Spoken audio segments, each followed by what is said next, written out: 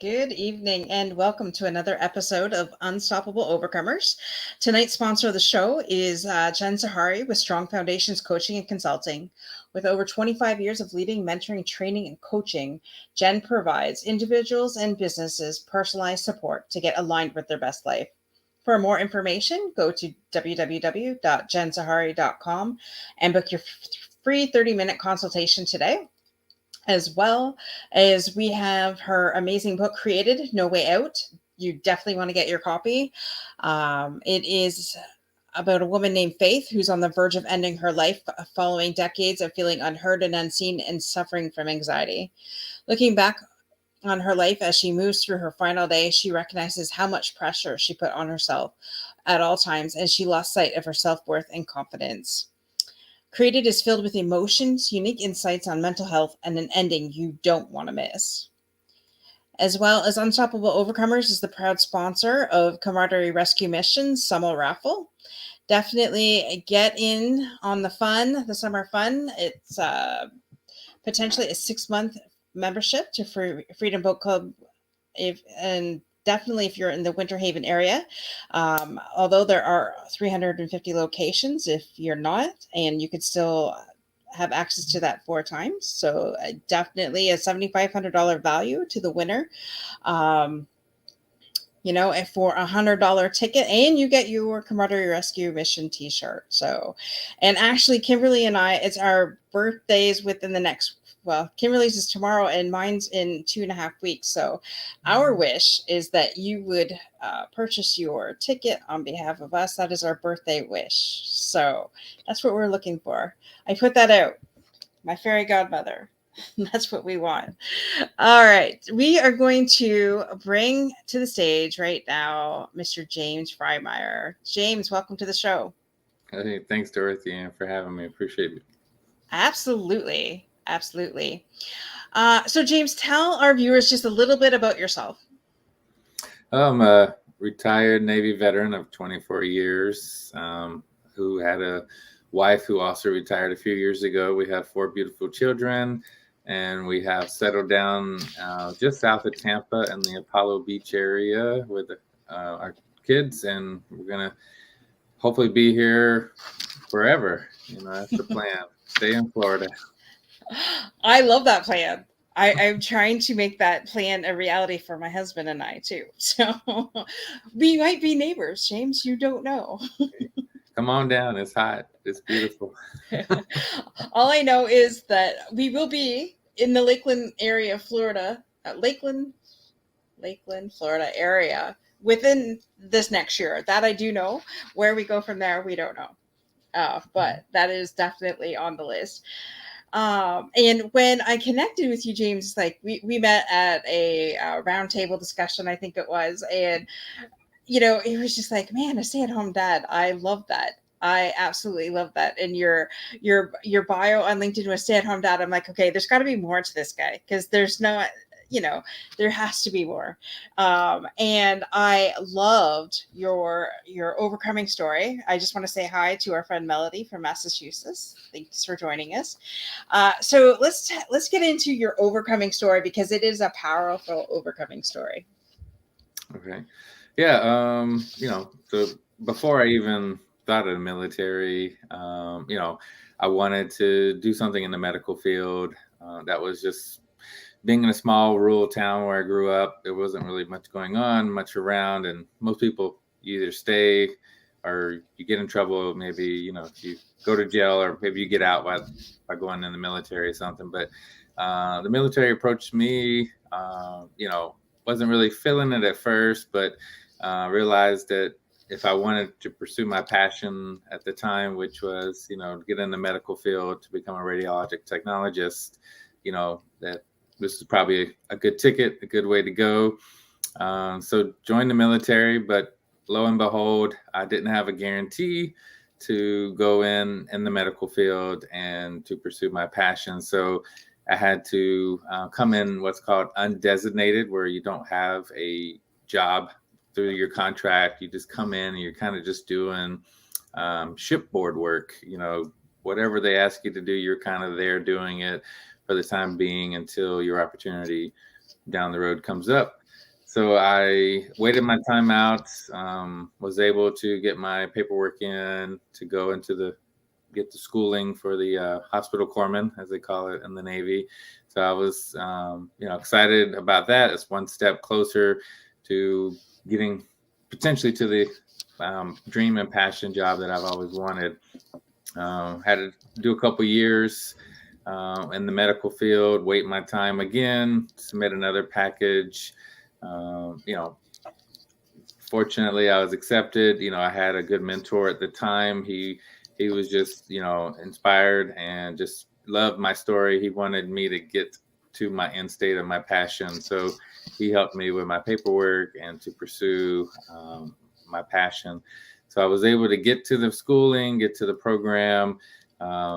It was very fun. I'll put it that way. It was a lot of things that I was excited to learn about the human body, anatomy, and everything. Some of the stuff I had some exposure to prior to going to school because I did some on-the-job training, but definitely it opened your eyes, huge open your eyes when you get into school, because it's like everything and then some, and it's a fast-paced program. So you're going at it, in 13 months, you're having to get through this normally 2-year program. But I was able to come out within the top 5 of my class. I was able to become the #1 clinical student. I took that with pride and joy, because that was just how much I wanted to be in this program and how much I wanted to get out of the program. So I was blessed and fortunate for that recipient to receive that. And then I just pursued that passion in the workforce within the military for about 10 to 13 years. And then as I promoted into different leadership roles, kind of wasn't as much exposed to that, because as you advance in leadership roles, you're overseeing departments and personnel and trying to get the mission done. But I was always told, or always, had that on my shoulder that I wasn't smart enough, I wasn't good enough, I wasn't gonna be able to make it. A lot of people would just look at me and just thought I was a joke, or just didn't think I could do it. My ASFAB wasn't what it should have been. I didn't really understand that at the time when I came in the military. So it wasn't like I was cutting high on my ASFAB. So I had to work extra hard. But I was blessed and thankful that I was able to get that opportunity. And I had a few good mentors along the way that helped me get there. And I was able to overcome and achieve my dream and my passion. And here I am today. Now a stay-at-home father for the time being. My wife is in a full-time program for school, but there's potentially a couple windows coming up in the next year or two. I might have an opportunity to get a contract just to get my feet wet again and get back out there in the workforce for a little bit of time while she's balancing school and everything. So just waiting for an opportunity, but I'm enjoying my role at home with the kids and, getting a lot of quality time with them. Right. And that must be a difference going from Navy to being at home with the kids. That must be like a huge transition for you. Yes, because there's a different schedule. You have different mindset. You have different personalities. Big personalities at home compared to work. And the way you have to handle them are quite different as well. So have you ever heard of the book, The 5 Love Languages? Yes. And okay, so I have a friend of mine that definitely uses that with her children, and definitely finding out what each children's love language is. And, you can't treat them the same. And I imagine with four, it's even, like you said, different personalities. I have a husband and a stepson, and those personalities can come out really quick. But, with four children, and that, that must be difficult at times, to balance, and make sure each one's having the appropriate attention, or at least speaking their love language, anyways. Oh yeah, it's definitely a challenge, but that's part of parenting, and you get to learn and know, and just discover what their languages are at certain stages of their life, because it does change over time as they mature and grow up into young adults. Right. Now, have you always wanted to go into the Navy? Like growing up, what was it like growing up? So growing up, you didn't think about it. I mean, obviously, as kids, we don't really think about what we're going to be really when we grow up. But I got into my sophomore year of high school, and it's kind of like, oh, well, when you graduate, what are you going to do? Because everybody was talking, and it's like, I don't know. And then I was like, well, I really like the human body. I like anatomy. I like, staying on my toes. I like just discovering more about yourself, as a person, and just learning how I can help others. I've always felt like that was just my calling, was just to help other people. So I was like, okay, well, medical field would be great. But I needed something long term, or something I could take with me if I did go and do that. What could I have that could continue on no matter how old I got, and what's always going to be a field in need.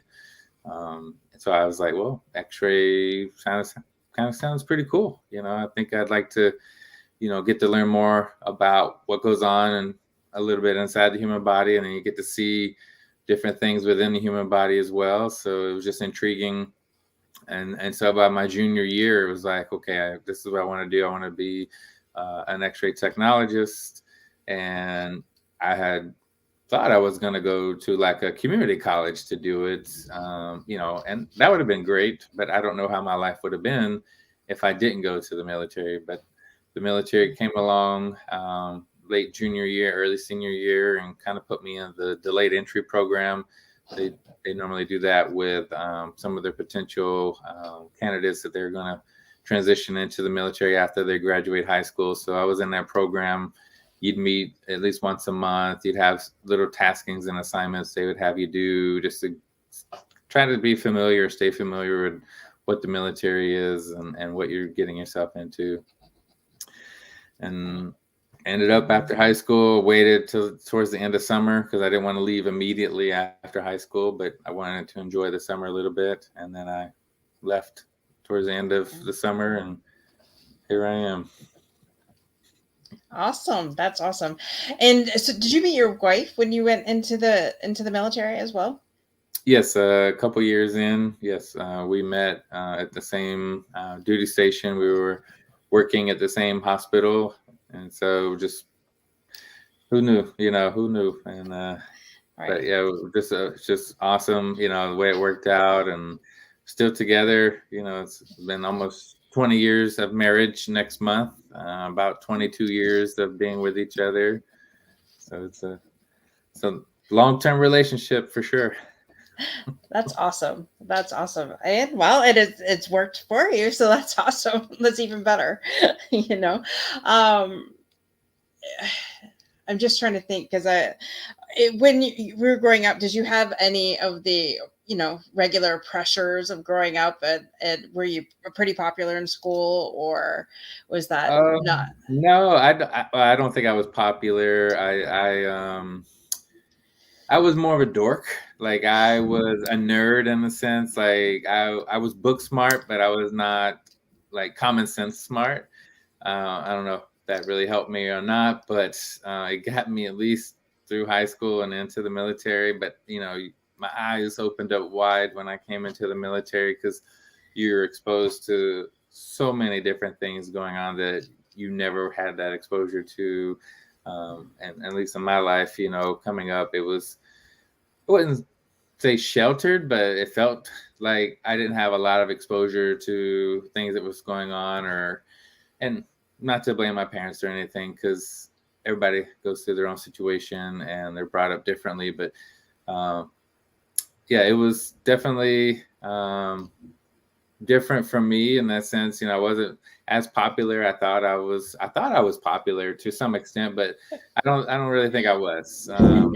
We had a lot of cliques or small groups, in high school. Where do you fit in?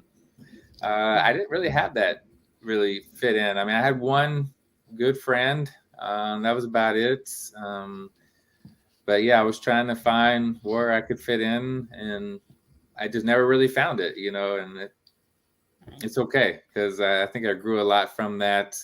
I have my own personal history and story I can pass on to my kids. Like, hey, you don't have to find that click. You don't have to technically fit in. You can stand out, be your own individual, be your own person, and still be successful in life. You don't have to be part of some group to feel like you've achieved something. Right. I love that. And wow, from pretty much every veteran that I've talked to, when you join the military, that's your clique. You finally find your clique, right? And it's like a camaraderie, and you guys gel together. Is what I found with most veterans, anyways. I'm not sure if that's the same for yourself. Oh, definitely. It's always awesome in a sense, like to see others, especially now that I've retired. Like in this area that I live in, there's not a whole lot of Navy veterans that I have found. I mean, I'm fortunate I have a fellow chief in my community here, and then I've ran into a couple of Navy veterans just sporadically around the city, which I'll walk up to them because they'll be wearing like a Navy retired ball cap or something will associate them with the military and the Navy. And I'll be like, hey, what were you? Were you an officer, enlisted? Kind of just strike up a conversation just to hear their story and connect, and just, you just want to be part of that, like you said, that organization still to some extent. Even though you're retired, you're like, well, there's a retiree group, like they have VFWs and legions around the area. So you just want to be able to fit in and still be part of that camaraderie and that group that you probably really wouldn't have the same ties to if you were just at a 9 to 5 or somewhere, another organization. Because, we each would have each other's backs. We knew being in the military, what the sacrifices were, what it took, and we needed to look out for each other and have our sixes, and just take care of each other no matter where we went, what we did. Right. And when I talk to you, you're probably one of the few veterans that Army versus Navy type thing, and you were like cool with it all. And I know some of it's joking, like especially with our what do you call it? Dave is definitely Air Force, but he's like he was the fighter pilot. He actually got ejected on a mission, and I know he calls the ground ones ground pounders. So I know there's like some of that bantering back and forth, which is kind of good. But yeah, if you want, I can definitely connect you to a couple organizations. There's a really great one in Lakeland, Florida, that I can connect you with. And I'm not sure if you actually ended up talking to Greg or not, but it's just that camaraderie and everything, like you said, that is awesome. And when you left the military, did you find it hard to transition back into civilian life, or was that more easy for you? That was a hurdle because I had been in the military longer than I had been out of the military. I had did 24 years, and I'd only been around for 18 before I joined the military. So it was definitely a challenge. It was nervous. Just didn't know how the transition was going to go. You hear, other veterans say, oh, it's great on this side. Well, what does that mean? It's great on this side. Like, I need more information. Like, I mean, you say it's great, but tell me why, like, because I'm nervous, I'm scared, I need to look out for not only myself, but my family, the next steps, am I jumping feet first or head first? Like I want to make sure I land on my feet. So yeah, it was definitely a lot of anxiety, but I was fortunate that I had stability as I got to like the last week or two of being on terminal. Like right before I got out, I found a job. So because I was searching for like my last 2 or 3 months in and wasn't really getting picked up, or getting the right feelings from certain interviews and things. So it was kind of getting too down to the wire with transitioning, and we're moving, and it's like, oh, I need some stability. We need income, because we're going to have, mortgage and bills. And, I don't know when I'll get a rating, if I will get a rating for disability. That's another thing, you had to go through prior to separation, so it was like, what will I get? Will I get anything? So your retirement check is all you have. That's all you can count on, at least at the moment. And so you're like, well, how can I find something here? So I need to apply for a job, apply for as many jobs as you feel is necessary. But I was fortunate that I got one about 10 days before I separated, and was able to start just about a week or two after I transitioned, and made that process a little bit smoother, kind of calmed me down. And then it's been smooth sailing since then. I've just thankful that it was a smooth transition. Right. Oh, that's good. Smooth transitions are the best, that's for sure.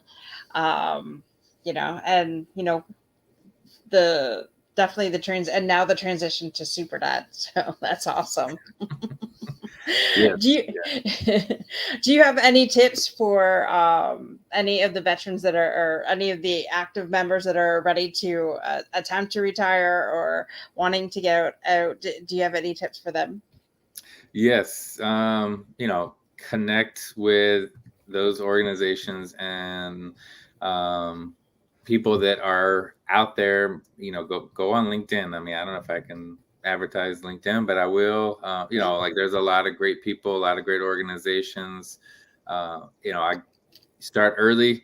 Even if you don't think you're going to get out for 2 or 3 years, start now, because if you wait till like I did a year, I thought a year was long enough. But when you add things up, you're just looking back, you're like, man, I wish I had another year maybe or more.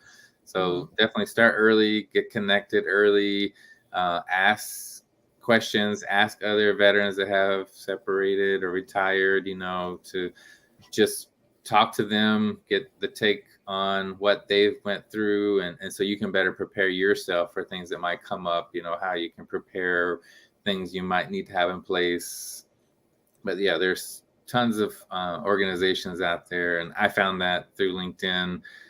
It was amazing. I'm thankful that I was on LinkedIn, and found a couple good mentors and people on there, and organizations. Yeah, I've definitely heard like the local legions, and that is a great place to get together with other veterans as well. My grandfather was actually the president of the one in Kingsville, Ontario, before he passed away. So, yeah, past president. It's yeah. And I guess that's why I connect with you guys so well. Being from kind of that life.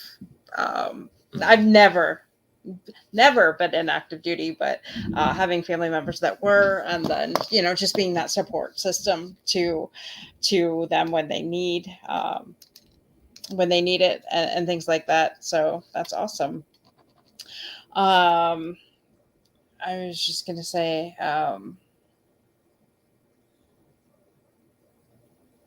what are some hobbies that you do with your children right now? I'm just looking at your bio here. Yeah, Yeah. different hobbies. Well, my youngest, he loves jujitsu, so it's like a taekwondo, but not, so he enjoys that. So get him, keep him involved with that. We go a couple times a week. And then my next oldest, she's big on like unicorns, swimming. She loves to swim, so we try to go to the pool, the YMCA or the community pool as often as we can. My next oldest, she loves drawing. I'm nowhere near the talent that she has, and I'm just amazed at that how far that she has come. She's been doing it for a couple of years. She just loves like anime, so I'll try to have a conversation with her about anime things, but sometimes I'm like in left field and she's delivering the pitch and I'm just like, yeah, okay, let's just do that again because I didn't really capture it all. So trying to have a connection there and be involved, but she just loves to draw. And then the oldest, she's a grown adult, so she's out there now and able to do her own thing, and so she's living life in Kansas actually. So Oh, nice. Like literally in Kansas. yep, that's where she's wanting to move, but right now is not the best time, for other than obvious reasons. But we just told her just to hang tight, just to work things out right now, right there. Given the market where we're going to go, who knows how things are looking with how this craziness is going. I just said, you don't want to get yourself caught up in something that you can't take on financially. So just trying to keep her calm and, settled where she's at and make her feel like it's going to be better sooner than later. Right. Well, you want to stay in Florida though, so that's going to be interesting. Yes. Yeah, definitely. Well, wherever God leads you, right? That's Right. that's what I say. Um, yeah, for sure. I just want to go into the comments for a minute here. Thank you, Inger, for joining us. Does anybody have any questions for James? Um,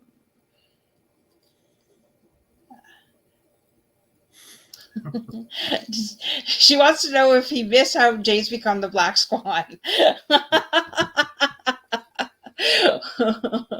Well, okay, so I have to say I put that up there because your story when you told me about not being the popular guy in school, and then how you became like the Black Swan, like, so that's why I had to put that out there. And you had said that that felt like you were a dork in school, so that's what you missed, Ingar. So obviously James is not a dork, and so Maybe. I don't know, you're not a dork. um and I think growing up it can all be awkward for all of us. We have those moments where like myself included, I didn't have too many friends growing up. I was like kept to myself, the ugly duckling type thing. No one wanted to pay attention to me. And see, that's the story James shared with me, and I was kind of trying to get it out of him, and now it's coming out. Yeah, it was maybe some things I don't want to relive, but that's the way it goes, unfortunately. And but Yeah. I'm blessed and thankful for where it has led me to today. So would Yeah. I change it? I guess not, because of how things have turned out. Would I have liked to have changed a few things? Sure, why not? But who knows where I would be, who would be in my life, the beautiful children and wife that I would have or not have. So I wouldn't change it, and I have an amazing father in my life, Jesus Christ, like he just continues to mold me into the man that I'm supposed to be. So I'm just blessed and thankful. Absolutely, absolutely. And I don't think we could say all day long that if things would have been this way or things would have been that way. And like you said, like for myself, I'm blessed because I went through different things so that I could help other people now. And for me, that's the whole premise of why the show was based, um, was because I knew what it was like to feel alone in those dark moments growing up, having low self-esteem, being bullied, things like that. And from going that to now having two shows and helping other people, come overcome their stuff, or getting their stories out, because it's huge. And it's not natural for everybody to come on and share their story, and and some people really want to, and then they're like, yeah, but I'm not talking about that, or I'm not talking about that, and that's fine. I meet people where they're at, and it's just a matter of overcoming those things, like growing up to become the person and the black swans that we are, because that's just who we are, right? Right. Yeah. Yeah, no, I did miss that part, about being bullied and, just not having things go my way. So, yeah, it was unfortunate, but I'm just thankful that I can, now look back, through my military career, just help others around me, and, that I was able to have an impact and influence others, and hopefully that they have taken some of the traits and qualities and they are passing those on and just continuing the legacy. Yeah. And I think that makes us more empathetic, because we know what it's like to go through that. And then so we make sure that we don't do that to others, if that makes sense, or at least try not to. I mean, the old saying, hurt people hurt people. And I'm not saying at one point that never happened in my life, because there's some people that I had tormented when I was younger, and I've apologized on my show to them before. And the saying, hurt people, but always making that a point to say, okay, just because that happened to me, that doesn't mean that I have to do that to others. So that's basically, where all that ties into. And I'm sure, being in the military, of course, maybe you guys did encounter that in the military. Who knows? Like, I'm not sure. How did you encounter that in the military too? Or is that just basically through school? No, that was, for me, it was just more of high school. I didn't personally encounter it in the military, and I'm thankful and blessed for that, because it doesn't always go that way for everybody. So I'm sure there are others. I've actually had some, as I was coming up in the military, some of my juniors where they've encountered that. So it still happens. It doesn't stop. Unfortunately, it's still happening today. And you just try to give them the tools and resources and encouragement and support that you can. Yeah. So do you find that, okay, so any of your children, have they gone through that in school? No, Well, that's good. which, yes, You're so blessed, because yeah. my little guy comes home and all in tears sometimes. Oh, Bullies on the what do you call that, playground. mhm. So and then how do you deal with that? Half of you wants to go down to the playground and beat the crap out of the kids. The other half is like, okay, well, just turn around and walk away and give them the best advice that you can. But as a parent, how do you deal with that? Yeah, I think we're torn. I think we just have to try to bring up our kids with, I don't know, the right manners in a sense, or but what is that really? I mean, I think it's going to be different for everybody in every household. How do you know when to stick up for yourself, what to stick up for yourself for? How do you react and respond? All kids and probably people have different triggers. So what's gonna keep poking that trigger before they react and respond, negatively, and that's what we don't want. So Right. we just try to encourage them at home and try to talk about things at home. Hey, these are things you're probably going to encounter. These are probably some ways that you could handle that. It may not work for you, but it might, and because they're all different personalities. They're not the same zodiac signs, so they all handle things differently, than I would or my wife would. So Right. it's definitely different, being a parent, being on this side of it. But you just try to love on them and support them and let them know, hey, at the end of the day, you're coming home. to a loving family, and we're going to be here no matter what. Exactly. I love that. I love all that melody here. Just trying to bring her comment up. It either makes you bitter or it makes you more compassionate to others because you know what it's like. Absolutely. Mm. Absolutely. I would say I had growing up, it made me kind of bitter and then it made me stronger afterwards because then I helped others. So going through it and being somebody who does not process things verbally, or didn't process things verbally, especially with my parents. Like my parents had no idea the amount of bullying that I had gotten in school. I didn't talk about it. I had come home, hid from it, and then my brother had a big mouth, and he tried to. Well, anybody can say anything bad about my brother, or nobody can say anything bad about my brother but me. And I used to stick up for him, and he was like the skinny little runt, and I was like always overweight growing up. So it's just like if somebody would say anything, I'd go after them. But then when I got home, he would even be I'm not going to say abusive, but he was not kind all the time. Let's just put it that way. So now, though, I mean, he gave me two beautiful nephews. Handsome, I guess. Not beautiful is the right word for nephews, but and we just, we've got over our differences and moving on, I guess. Older, wiser. Mm-hmm. But did you have any siblings growing up? Yeah, I got a younger brother and an older brother, and I mean, we fought it all the time. It seemed like we were myself and my younger brother. We were trying to beat up our older brother. It seemed like we were always at a disadvantage. Like he was always bigger and stronger, so we never won. But we felt like we could still win. So whenever we felt like he was bullying us or he was taking advantage, just doing big brother stuff, teasing us or whatever, we would retaliate or try to.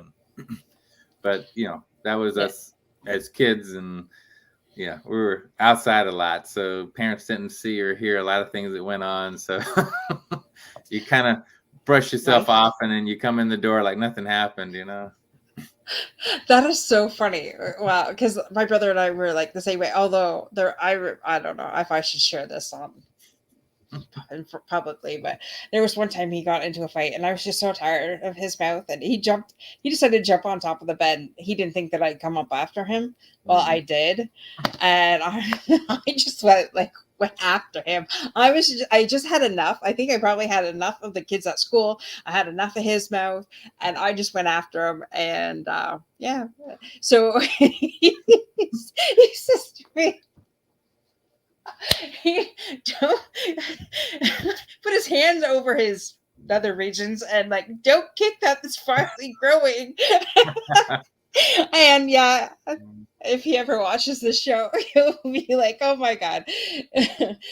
Oh, anyways, thank God we grew out of that stage. It was just one of those stages, brother sisterly love, and yeah, that's putting it that way. You never know what's going to come out of my mouth on this show. Never know. It's just you being you. That's good. Yeah, that's me, all right. Oh wow, it's been an honor to listen to your story, and I'm going to bring up our amazing co-host and our other guest. So welcome Kimberly and Sarah to the show. Thanks, Dorothy. Hi, James. Pleasure. Nice hearing your story. Thanks for sharing. Thank you. Yeah, it's been an amazing show. Absolutely amazing. Yes. So everyone, we are in Newfoundland, Canada with Sorry. What would you like to share? Sorrow. Thank you. Yeah, I see. Sorrow. I knew it was. I was like, no, it can't be. What would you like to share with everyone tonight inside of? I just want to listen to James's story there, go through that. And a lot of people have that same things. We don't forgive ourselves for stuff. You're allowed to be a kid. Dorothy, you're allowed to beat up on your siblings. I grew up with two brothers as well, James. We fought all the time, but it kept kids at school from picking on us because they knew we knew how to fight. Like two brothers, man, we kicked some derriere. Yeah. It was awesome Yeah. growing up with brothers for sure. So yes, so allow yourself to make mistakes as an adult. As a kid, it doesn't matter. That's okay. Even today, you can make a mistake, and that's okay. Yeah, well, is it even a mistake? No, that's Right? Thank you. Well done. In our minds, You know, it is. you Allow right? You yourself like to grow. well, if you think about it, it's like if you're on the playground, right? And you fall off the swing or whatever, it's like you fell off the swing. You fell off your bike, right? You get back on. It's just it's part of the experience, right? So I love True. what you're bringing. I love what Yeah. you're bringing. Keep bringing it. What else you got for him? James, thanks for the teleportation. I can hear the thunder in the background. Yes. Man, I It's love it. snowing Oh, that out. was awesome. The Florida thunderstorm is fabulous. The torrential downpour rain, the sheet lightning, the bolt lightning, I just have a car alarm going off now from all the thunder.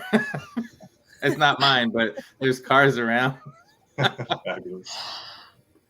Oh, that brings us to my thunder brings your lightning. Right? There it is. Oh my.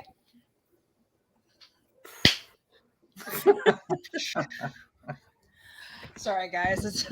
No, it's all good. It's perfect. And it's perfect that it would be on this show following Exactly. that, right? But that more to come on that. Right now it's about sorry. Yeah. Yes. Sorrow. I'm so sorry, sorrow. No, you got it in your mind, so it's forever going to be sorry. A mistake. We're not going to label that a mistake. And it's a good thing I'm not too sensitive about it. You go for, I'll go for sorry. You call me whatever, as long as you don't call me late for supper, right? Right. I will never call you late for supper. I promise. What are we going on? Our fundamentals? Is that what you wanted to go about? Well, we're going to do that, but in a moment, only because you are sponsoring the show tonight. We just so appreciate you. So what would you like to share with everyone so that they can know about it and gain access to it from the show tonight? About my business, my company that I'm running? Yeah. So I have, my business is called Lighthouse Healers, and we're literally curing, and I'm not allowed to say the word cure, not allowed to say the word heal or any of those terms, and I don't know why. I do actually know why, but you don't need to go into that. Curing PTSD, anxiety, and depression. We're teaching, nobody cures. You always cure yourself. So that was funny, James, as a doctor or x-ray technician, a doctor never cures you. If you break an arm, he sets it and your body cures itself. Amen. It's the same with curing PTSD, anxiety, and depression. I'll give you the tools and an accelerated program to get you there. It's 3 weeks with me and 6 weeks with healers. And in 9 weeks, we will change your life. Beautiful. But nobody's doing it because we don't. I think half of us don't know. The other half don't believe, and doctors are telling you. Again, you go see a therapist for 15 years, and they say, "I'll make you feel better." It's like, I don't want to feel better. I want to be cured of this stuff. I don't want to live like this anymore. Amen. Same with drugs. Same thing. Everything's masking our symptoms. I want to be cured and rid of this. So I've got a 9-week program. I don't know if I said 12 earlier. 9 weeks, 6 with the healers, 3 with me. That's what I want people to know.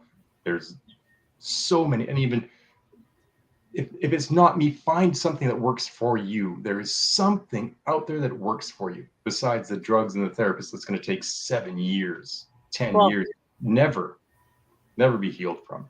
Yeah. And we just so appreciate and we're so committed to the world knowing that these things, I love the reference to being cured, right? Like in the world of it, right? Like it being complete, people being able to understand it's not something they actually have to live with. Oh, so that's I go to that can too. Be restored. You didn't have it for the first 30 years of your life. You've had it for the next 30, doesn't matter how many, and you don't have to have it for the next stages of it either. That's right. It's a stage. You can never go back to who you were, which is okay. You can go forward to a new person. You're a new person every day anyhow. That's right. Everybody wants to go, I want to go back to how it was before. Well, you can't. You've got those experiences now. Learn to cure it, heal it, and not have any symptoms of it. Yeah. Which is fabulous. I did a huge interview series, and you could tell by the different people I interviewed who was over their trauma and who wasn't by how they told their story. And I loved it. And I don't laugh at them. I laugh with them, if you will. But people's stories are fabulous. I love to listen to people's stories. because everybody's got one, right? You got, That's right. the grumpy guy at the grocery store. He's in a bad mood, kicking stuff. There's a reason. He's not just doing it just because. He's got a story behind it. Even bullies, when you're talking about a bully, most bullies are bullied at home. That's why they're bullies. That's right. That's right. Mhm. That's beautiful. Thank you. Thank you for sharing that. And where can they access your program? Just go to lighthousehealers.ca. Beautiful. .ca. .ca. Lighthousehealers.ca. You bet. I got that right, didn't I? I didn't mess that up today. Okay, beautiful. Which of you beautiful? Because actually, Dorothy, I love calling men beautiful because they're humans are beautiful, right? And they can be Right. handsome and they can be whatever we say, right? So, Great. which of these beautiful men would like to share their fundamentals first tonight? Yeah, I'll go. I'm fine with that. Beautiful, James. Please do. Well, my first one is self-love. Like just love the person you are, love who you've grown into be, and with your flaws.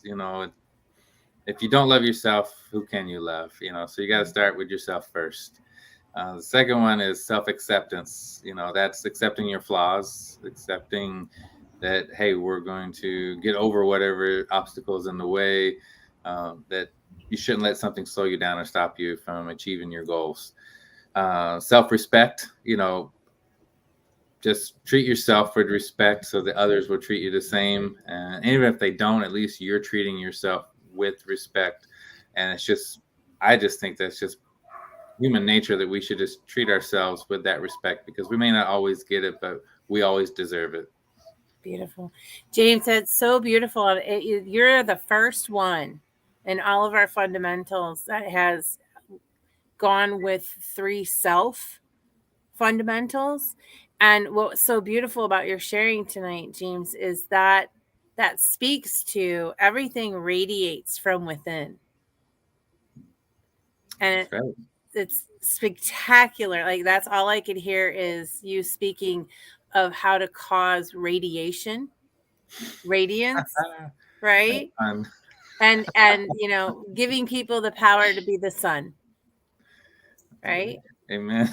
I love it, James. I'm a big believer in put your own oxygen mask on first, then you can help others. Amen. So if you're not in a good place to help others, you can't. So well done, James, for sure. Yeah, it's really beautiful.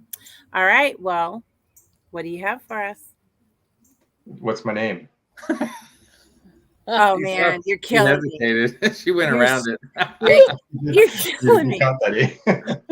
You over there, the fourth corner on the right. You in the red shirt. The only other beautiful person left. Yeah.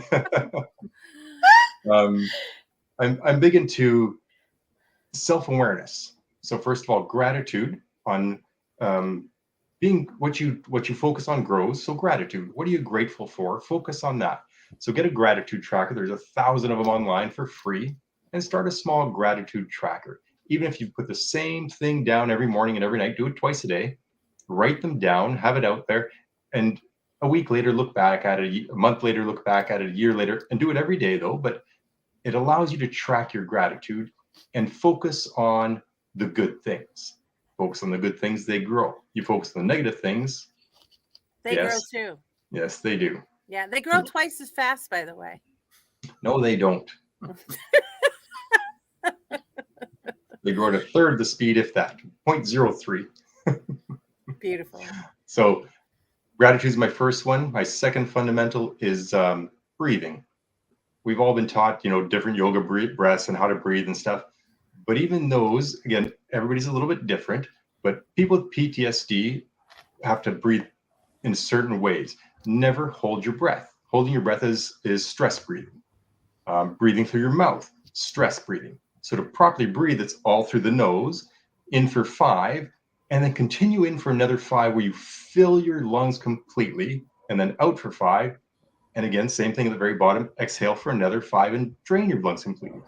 5 times. Do 5 breaths 5 times a day.